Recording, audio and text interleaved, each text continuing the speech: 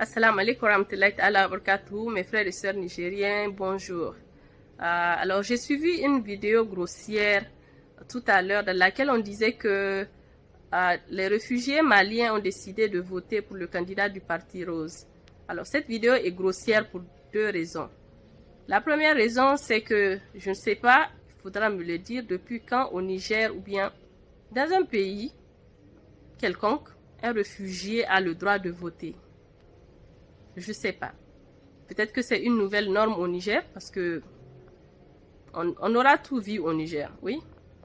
Un candidat qui a 3 nationalités et puis voilà. Maintenant, c'est des réfugiés qui votent au Niger. On aura tout vu. C'est malheureux. Et la deuxième raison pour laquelle cette vidéo est grossière, je ne sais pas si vous l'avez remarqué, mais nulle part dans la vidéo, il n'apparaît le nom de cette personne. Nulle part. Je ne sais pas si vous avez pensé à la raison, mais je vais vous la dire. En réalité, ce monsieur n'est pas un réfugié.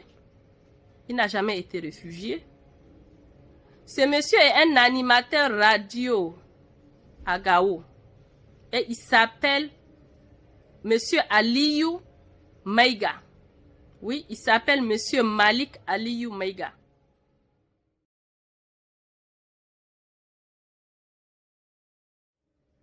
Monsieur Aliou Maïga. Oui, il s'appelle Monsieur Malik Aliou Maïga.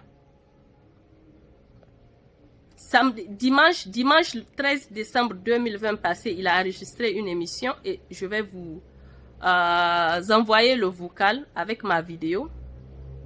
Et je vais vous envoyer une vidéo dans laquelle il parlait parce qu'il a fait l'objet d'une attaque de djihadistes il y a quelques... je pense qu'il y a quelques années de cela, oui, le même monsieur, le soi-disant réfugié. Il est actuellement, allez-y faire vos recherches. Ne vous laissez pas berner, allez-y faire vos recherches. Si vous avez des parents à Gao, demandez, appelez, demandez-leur s'ils connaissent ce monsieur-là. Oui, c'est lui. Envoyez-leur la vidéo et demandez-leur. Demandez-les s'ils connaissent le monsieur-là. 20h30, j'animais mon journal parlé en langue qui est écouté par les auditeurs à Gao.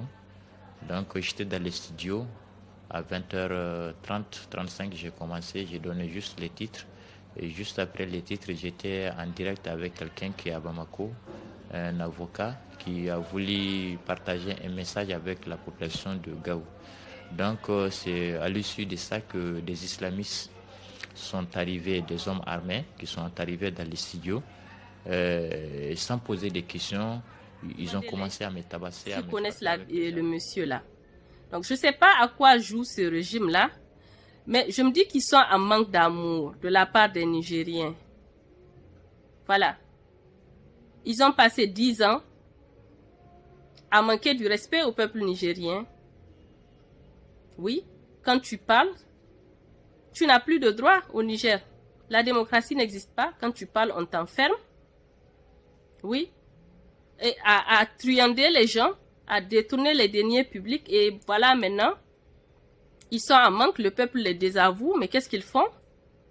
Ils amènent les étrangers pour qu'ils puissent les supporter. Da kwara ga babo, da kwara borgabanin, ni sikan da étranger. Hausa ake cewa in hannu yana son majina. In hannu yana son majina. To kare bai ganin shi. In hannu yana ko gina ko kare ba su ganin majina. Sai dai ya tsaya ga hannu. Oui.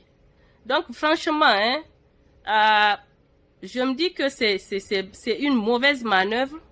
Encore une mauvaise tentative de berner le peuple nigérien qui a échoué. Et c'est tout simplement malheureux. Et j'ai un message à leur passer. Le pire reste à venir. Oui, le pire reste à venir pour vous. Parce que maintenant, c'est au peuple nigérien de s'exprimer. Vous vous êtes exprimé pendant 10 ans. Maintenant, c'est au peuple nigérien de s'exprimer. Et il va s'exprimer. Oui, il va s'exprimer. Bon, je vous remercie.